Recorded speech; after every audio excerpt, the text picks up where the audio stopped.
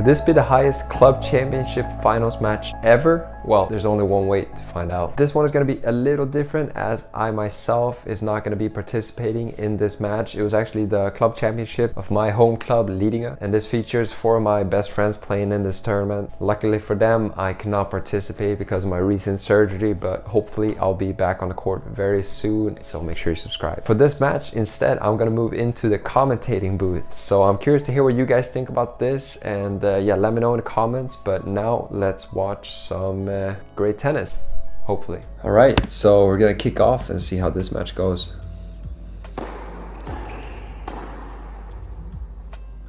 Not the optimal start there by Fred, but he backs it up after with another huge serve there. Really has, I mean, such good extension on that serve, and really trying to set the tone there, going for the peg here in the first game. And with that, they get the first hold there. So you see Stefan has such a good, he's very good at like with the backhand, like just waiting waiting for the ball to come in, and he's just very calm hitting through that one, finding the angles, and yeah, just really taking advantage there of seeing Fred move very quickly. He almost got that one. So something that we're gonna see throughout this match is kind of Jakob and Fred. I want to say they are a little more experienced when it comes to playing doubles. I'd say Stefan and Eric are more kind of singles oriented players, even though Jakob and Fred are obviously very good singles players as well. See there, Eric with a little trick shot behind the back. He's always very good at that. He actually plays a lot of paddle, and I feel like he's for sure gotten very comfortable, like getting a little handsy and stuff from there. So you see there again, like Stefan with his backhand, especially on the return, that's one of his, I would say, strongest suits. He's so good at kind of just waiting for the ball to kind of come into his racket there and just, I don't know, just taking off the pace there with a counter step and just, yeah, just really nuking that ball inside out. Not much Jakob can do there. We're going to see here from Fred and Jakob that they're very good at kind of like covering up the angles together at the net. You see there straight away when Jakob gets pushed over to the side, Fred just steps in there and covers up the middle for him. Unfortunately, he messed up that backhand volley though, but we can really see here kind of when he sees Jakob gets very pushed out, you see how quickly Fred kind of follows up there and covers up the middle of the court there to really help out his partner and cover up, like really helping out his partner to not have as much ground to cover there. But then unfortunately he just misses that backhand volley.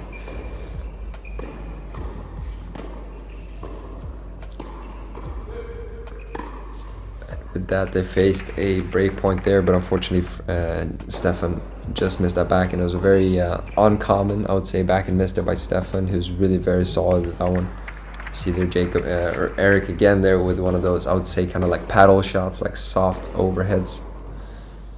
But yeah, once again there you can see how much pressure Fred and Jakob really take at the net, just always kind of closing, covering up the angles. Here Fred just being very quick, ready for that drop shot. But unfortunately Jakob just kind of messes that one up, and a good hold there by Eric and Stefan. So a little unfortunate there by Fred, but you see there again, like just crossing and just always constantly putting so much pressure when they're at the net. Great put away there by Jakob, and yeah, just constantly switching sides, just putting pressure, but unfortunately not the best shot there by Jakob. And with that return by Stefan, all of a sudden they find themselves under a lot of pressure here, facing 2 break points. But another great serve by Fred there, really putting it up for Jakob to cover that off. And another really good move by Jakob there. That is a really scary move after Stefan gets a return outside of him. It's very easy to kind of like get a little late and push it down the line, and in that case Jakob would have been screwed. But to get away with a good hold there, facing 2 break points, and see what happens now.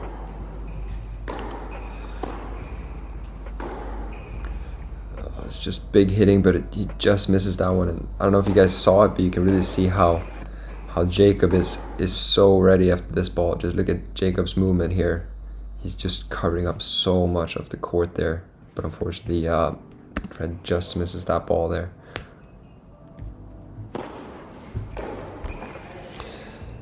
So here we can kind of see a little bit of like the little change that Eric just takes a little bit of a wrong step, and that just really makes a huge difference.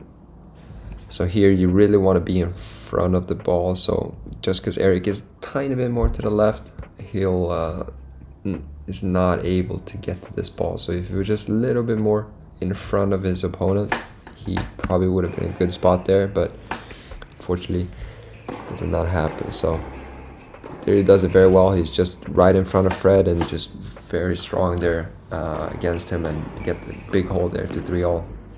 Have you ever seen, or maybe you are one of those like coaches or parents that are constantly like scribbling on their notepads all the stats and stuff for your son's or student's match? Well, me and my friend have certainly seen our fair share of those. So what my friend actually did is he compiled all of this into a very easy to use app called TennisApp. In this app, you know, you can do all this, put in the first serve, second serve, all the unforced errors, and you'll get a complete summary for it. It's just very easy to use, and I think very helpful and beneficial to keep improving your tennis game. And did I forget to mention that it's free? So if that's of interest to you, make sure to check out the link in the description. Check out that app. If you have any suggestions for what maybe we should do in order to keep improving the app, or if there's something you would love to be incorporated in it as well, make sure to drop a comment down below and we'll make sure to do our best. Let's get back to the video and keep checking out some good tennis.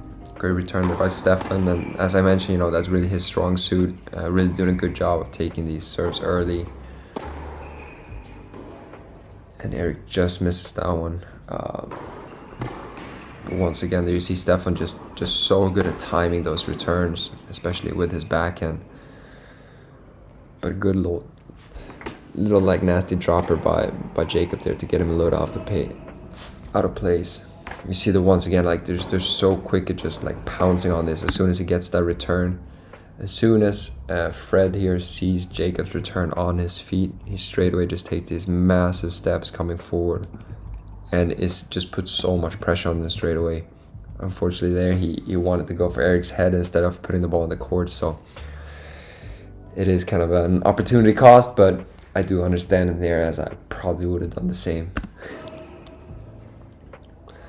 Sometimes you go for the headshots, it's worth 2 points the last time I checked.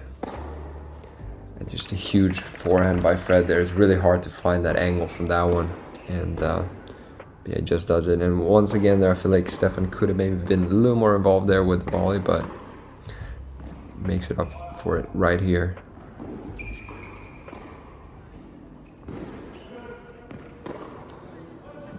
Little unfortunate shot there. I really feel like they had a lot of pressure there and probably could have had an opportunity to break that, but they just managed to scrape that one out, and we're at 4-all now.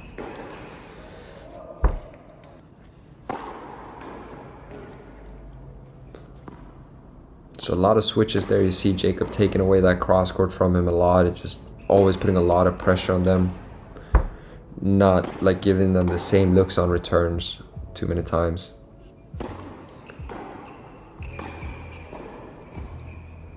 Really nice and soft hands there by Eric. I feel like Eric is just really very solid and comfortable when it comes to those kind of little. I'll take that back.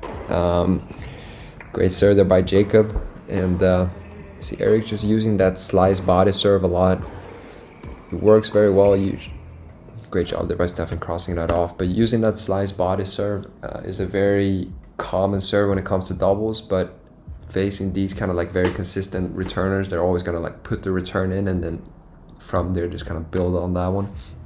So it works well, but I feel like with that you want to put a little more pressure, because I feel like Jakob and Fred are slowly kind of getting into making more returns as they're getting kind of the same looks there on the serve over and over again.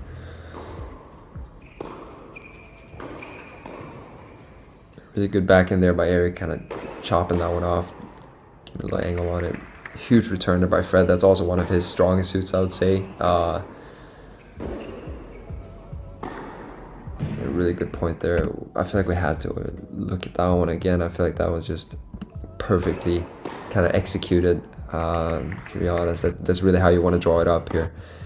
So good return here by Jakob, down deep on Eric's feet, and then straight away you see Fred just as soon as he sees that deep return, just putting so much pressure, is right in front of Eric and ready to pounce on this ball where Eric does not get enough on it, and he's just all over it straight away. Good job by Eric getting there, and but a little too late, and Fred just takes care of it right there. Good job there, and moving into a tiebreaker here in the first set to decide it.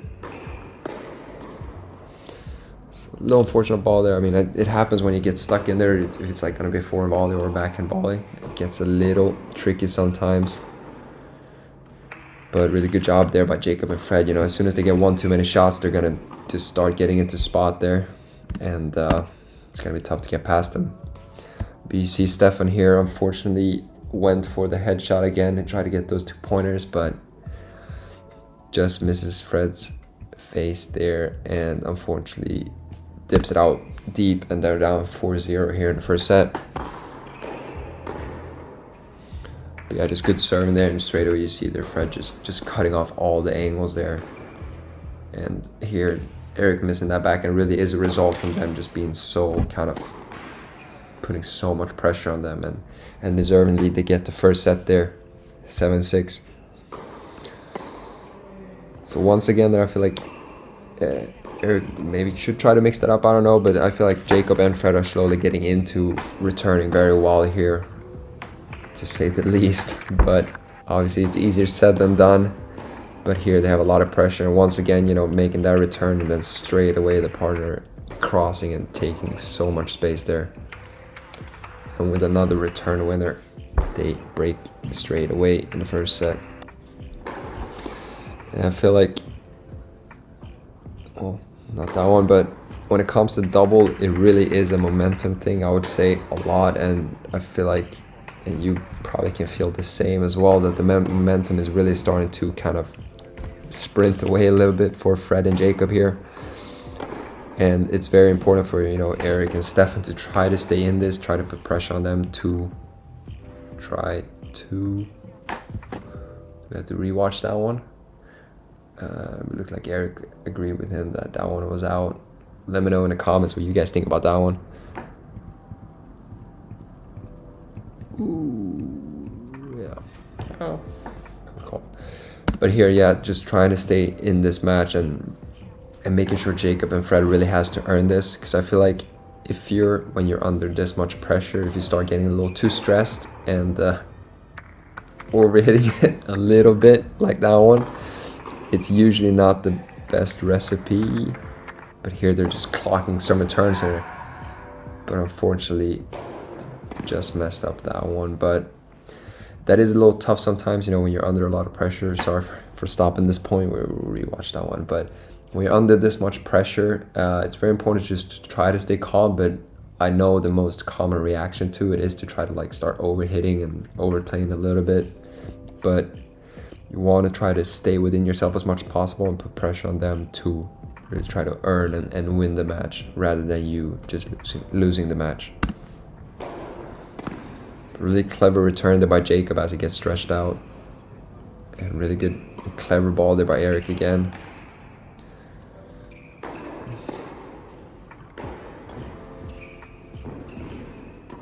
Just well done with Jakob. You see how well he just crosses, covering up all those angles, and it's just so tough to get around him. And that's one of those perfect forehands. I worked on that one a lot with Eric, so good job to him for making that one. But unfortunately he misses that one, and all of a sudden they're down a double break here, and that's not the spot you want to be against two guys that have just been serving so solidly as these guys have. So with another ace, they get up to 5-1, and it feels like the match is just kind of slipping away here a little bit. I kind of want to rewatch that point a little bit for you guys, because I feel like this one is just very important to see how, I would say, after this return down on Stefan's feet, I want to say when Fred gets this big forehand opportunity, I know the natural response is going to be to back up, but I would argue that instead of being as far back as Stefan is, that he should try to be more forward. But obviously, I mean, it's easy to coach from the side and easier said than done. But here, I just feel like when you're back up like this, you open up so much space And especially when Fred is moving forward to that forehand, you know he's not gonna lob it or anything. You know he's gonna hit a low shot. So then it's up to you to kind of be able to react to it. Obviously, if you're not comfortable there, then the natural move is gonna be to take a step backwards. But here, I feel like if Stefan instead is somewhere around here, there's just no way past him. And it all just comes down to reaction instead. But here, you know, Fred just gets so much more opportunities to kind of dip it down on them. And then as soon as he does that, Jakob is going to be all over it. But lucky for them, though, Fred just kind of messed that one up a little bit and missed it down deep.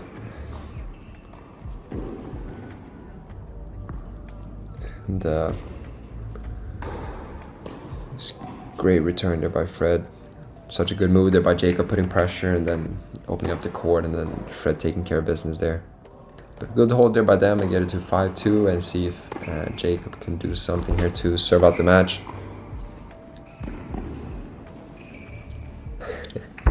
Good shot there by Eric, but unfortunately it's not enough there, as these guys are just, I don't know, just swaying all over the court here, and they're really kind of running away with this match. Up 30-love here. 40-love here. And that's game set match for Jakob Amilon and Fred Simonsson.